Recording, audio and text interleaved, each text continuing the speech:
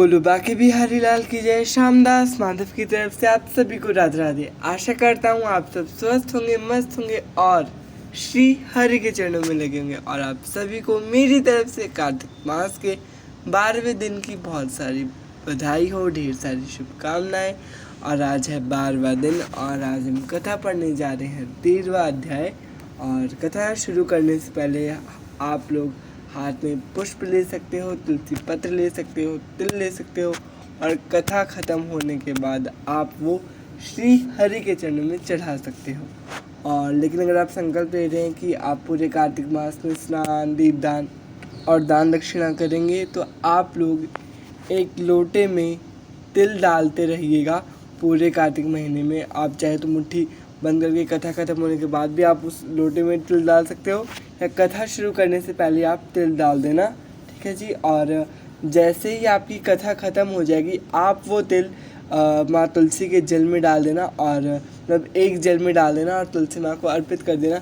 बाकी आप ऐसा भी कर सकते हो कि पूरे महीने के सारे के मतलब पूरा महीने का तिल आप इकट्ठा कर लो एक छोटे से लोटे में, और फिर वो सारे तिल डाल के एक लोटे में माँ तुलसी को अर्घ दे दो, मतलब माँ तुलसी को जल चढ़ा दो पूर्णिमा के दिन, ठीक है जी। ऐसा भी आप कर सकते हो। और जैसे कि आज है 12वां दिन, लेकिन हम 13वां अध्याय क्यों पढ़ रहे हैं, क्योंकि मैंने 2 अध्याय 7 डाल दिए थे। और 7 इसलिए डाले थे क्योंकि दोस्तों 35 अध्याय होते हैं और हमें एक महीने में कंप्लीट करने होते हैं, तो फिर जो छोटे छोटे अध्याय होते हैं वो हम 2 बार पढ़ सकते हैं। बट अभी मैं एक एक अध्याय ही डाल रहा हूँ। तो जैसे कि आप जानते हैं कथा शुरू करने से पहले, अध्याय शुरू करने से पहले हमें श्री हरि का कीर्तन करना होता है। तो चलिए करते हैं श्री हरि का कीर्तन। राधे राधे।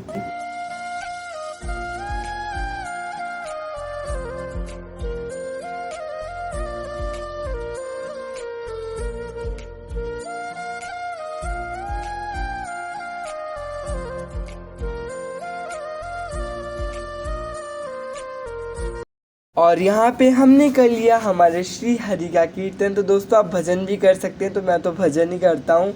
मैं आपको भजन भी बता देता हूँ। कान्हा तेरी दीवानी कहलाऊंगी भजन, तो आप ये भजन यूट्यूब पे सर्च करें और गा सकते हैं, बहुत प्यारा भजन है। और चलिए अब पहले जोत ले लेनी है। जोत आप लोगों ने आशा करता हूँ जगा ली होगी। और जोत लेके आप दोस्तों पूरा भी बोल सकते हो, मतलब पूरा भजन तुलसी महारानी का, पर मुझे पूरा नहीं आता है तो इसलिए मैं सिर्फ यही 2 लाइन बोलता हूँ 5 बार या फिर 3 बार। तो अगर आपको पूरा आता है तो आप पूरा भी बोल सकते हो, ऐसी कोई बात नहीं, ठीक है जी। बस आप सच्चे भाव से बोलना, क्योंकि प्रभु होते हैं भाव के भूखे। तो चलिए शुरू करते हैं। तो तुलसी महारानी नमो, हरि की पटरानी नमो नमो, तुलसी महारानी नमो नमो, हरि की पटरानी नमो नमो, तुलसी महारानी नमो नमो, हरि की पटरानी नमो नमो, तुलसी नी नमो नमो, हरि की पटरानी नमो नमो, तुलसी महारानी नमो नमो, हरि की पटरानी नमो नमो। तो बोलो तुलसी मैया की जय, मैया वृंदावनी की जय। और दीप दान भी हमें करना होता है, तो अगर आप नदी पोखर में दीप दान नहीं कर सकते तो आप माँ तुलसी के आगे दीप जला सकते हो। और फिर से बोलेंगे तुलसी महारानी नमो, हरि की पटरानी नमो नमो, तुलसी महारानी नमो नमो, हरि की पटरानी नमो, तुलसी महारानी नमो नमो, हरि की पटरानी नमो नमो, तुलसी मैया की जय। और ये हमने दीप जय प्रज्वलित कर दिया है माँ के सामने। तो मैया वृंदावनी की जय। और फिर हम नज़र उतार लेंगे। और चलिए अब 13वां अध्याय करते हैं। और अध्याय शुरू करने से पहले मैंने ले लिया हाथ में तिल, तो मैं तो सारे तिल इकट्ठे करके पूर्णिमा पर ही तुलसी माँ को जल चढ़ा दूँगा, सारे तिल डाल के पानी में, ठीक है जी। चलिए अब 13वां अध्याय करते हैं। बहुत बातें हो गई हैं तो बताना भी ज़रूरी होता है ना, इसलिए चलिए करते हैं। तो बोल बंसी वाले की जय, मैया राधा रानी की जय और माँ वृंदावनी की भी जय। और सर पे दोस्तों कपड़ा अवश्य लिया कीजिए जब भी आप कथा करें, ठीक है जी। तो चलिए शुरू करते हैं। 13वां अध्याय। कार्तिक कथा को सुनो सभी सहज मन लाए, 13वां अध्याय पढ़ूं श्री प्रभु चरण में आए। दैत्यों के तीक्ष्ण प्रहारों से व्याकुल देवता इधर उधर भागने लगे। तब इंद्र आदि को इस प्रकार भयभीत देखकर गरुड़ पर चढ़े भगवान युद्ध में आगे बढ़े। उन्होंने अपना शारंग नामक धनुष उठाकर बड़े जोर से टंकार किया, त्रिलोक गूंज उठा। पल मात्र में ही भगवान विष्णु ने हजारों दैत्यों के सिर काट गिराए। यह देखकर जलंधर के क्रोध की सीमा न रही। फिर तो भगवान विष्णु और जलंधर का महान संग्राम हुआ। बाणों में आकाश भर गया। लोग आश्चर्य करने लगे। भगवान विष्णु ने अपने बाणों के वेग से उस दैत्य की ध्वजा, रथ और धनुष बाण काट डाले तथा एक बाण से उसकी छाती में प्रहार किया। इससे व्यथित हो इसने अपनी प्रचंड गदा उठाकर गरुड़ के मस्तक पर दे मारी। गरुड़ पृथ्वी पर गिर पड़ा। साथ ही क्रोध से उस दैत्य ने अपने होंठ काटे और भगवान विष्णु की छाती में भी तीक्ष्ण बाण मारा। इसके उत्तर में भगवान विष्णु ने उसकी गदा काट दी और अपने शारंग धनुष पर बाण चढ़ाकर उसको बींधना आरंभ किया। जलंधर भी उन पर अपने पैने बाण बरसाने लगा। उस समय जलंधर ने भगवान को कोई पैने बाण मारकर उनके दिव्य धनुष को काट दिया। कई पैने बाण मारकर उनके दिव्य धनुष को काट दिया। ठीक है जी। धनुष कट जाने पर भगवान ने गदा ग्रहण कर ली और शीघ्र ही जलंधर को खींचकर मारी, परंतु उस अग्निवत अमोघ गदा की मार से भी वह चलायमान न हुआ और मंदोन्मत्त हाथी के समान उसे यानी गदा की मार को फूलों की माला ही जाना। साथ ही उस युद्ध दुर्मुख ने अत्यंत ही क्रोधित होकर अग्निमुख त्रिशूल उठाकर भगवान विष्णु पर छोड़ दिया।